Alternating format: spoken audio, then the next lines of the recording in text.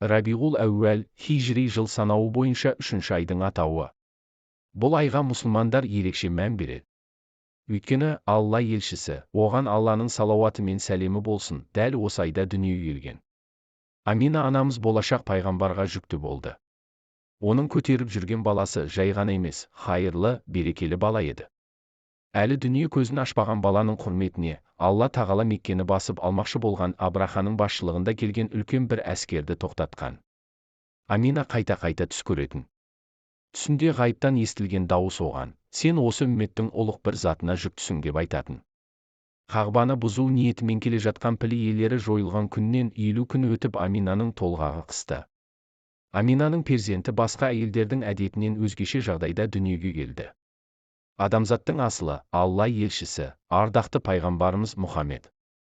Оған Алланың салауаты мен сәлемі болсын, Рабиғул әуәл айының 12-сінде, дүйсенбі күні, милади 571 жылы, 20 сәуірде нұр шашып дүние есігін ашты.